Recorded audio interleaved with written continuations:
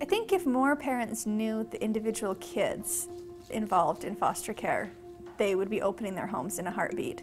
When you know a particular child, I think that gets a lot of people involved in foster care. If your sister's kids went into foster care, of course you would take them. And when you realize that every child out there is someone's niece, is someone's cousin, and that they're all needing good homes, if you knew that individual child, you'd open your door. You can make a difference in their lives, and if you can really, in your heart, find some love for a child, which I don't think, in my opinion, is hard to do. Find some kind of kindness in your heart to really do a service and really take a child in and love that child. You are not only making a difference in that child's life, in that family's life, in your life, but you're making a difference in the community. You're giving to the community. These are our future leaders, and they're not to be ignored. I think a lot of people have like a negative view of foster care, like it's the kid's fault, or like the kid did something to get into foster care, so they automatically judge the person that's in foster care.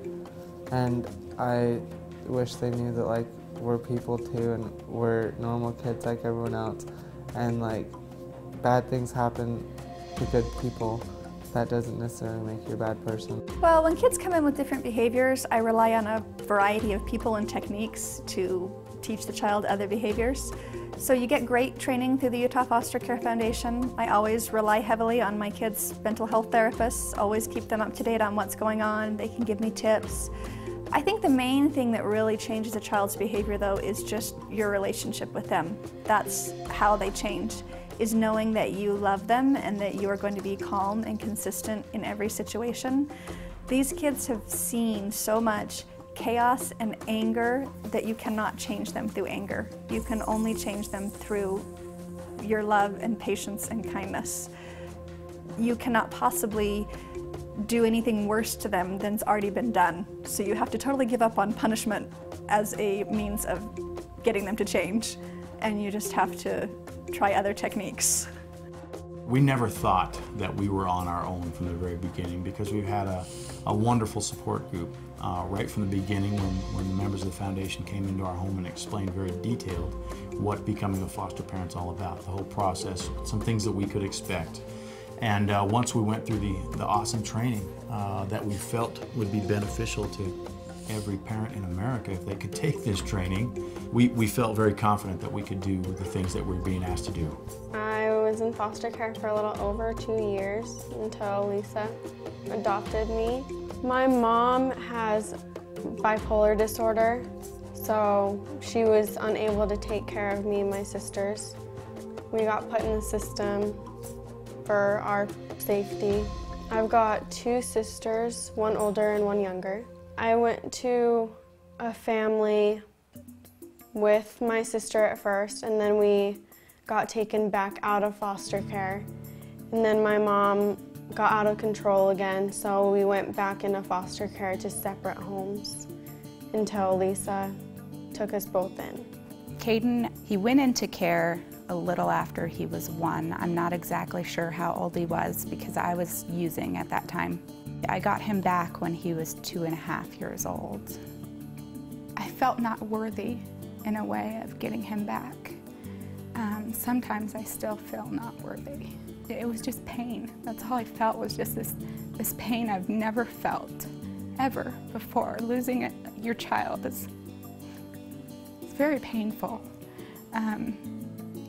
But there was a spark somewhere inside of me that knew that maybe I could make that pain go away and I could fix this. But for the most part, it was pain and guilt. It sometimes can be a challenge with birth parents. Sometimes you feel a little threatened, and sometimes I would feel like, sorry, you know, I have your kid. I'm sorry you're suffering over there, you know, and so you feel a little guilt sometimes too, because you know that they don't really want to be where they're at. It's wonderful to watch the children progress and work through their issues and traumas, but it's equally wonderful to see the parents who are trying desperately to work hard to get their children back into their home, take the steps that they need to and overcome the difficulties that they have in their life and ultimately get their children back. That's a wonderfully rewarding experience, as hard as it may be to send those children out the door. It's all worth it when you see the parents. they're able to rehabilitate themselves and to go on to live healthy and normal lives and raise children the way they need to be raised. My biological children have learned to compromise. They have learned what it truly is to have learned compassion. And to me, I could not have offered them to learn what compassion is in any other way. They have learned the true meaning of service and compassion, and I don't think there's any other way I could have taught them that. So they are very appreciative children, and I am very grateful for the opportunity that foster care has given my family for my children to learn that. I really can't put into words the depth of positive love and nurturing and all of the things that you wonder if you're capable of one more time, or if you can do it, get up and do it again tomorrow. And when you wake up and you can, you know that there's got to be something that you've been able to conquer your own fears and love one more day. And it's a pretty amazing experience. I would just say go for it. Take that chance, take the training classes, get involved. When you have that child living in your home, you will realize what a difference you made, and it will be worth it. You do not have to be a saint to do this job. You have to be very much human, and there are days when you make a mistake and you yell at your kids even though you know yelling isn't going to help, and there are days that you are frustrated and your kitchen's full of dirty dishes, and there are tough days, but then you get through it and you get better, and then the next day is better than the day before, and you realize that the kids love you even on the days you make mistakes. What it takes to be a good foster parent is to always love and care the child. No matter what color they are or whatever, even if they're bad or good, you should always care for that child. It's the kids that need you. It's all. That's all that matters. It's the people that need you. Sarah and I just went and saw Les Miserables, and there's a line from one of the songs that says, "To love another person is to see the face of God." And to me, that's what I've received, is that.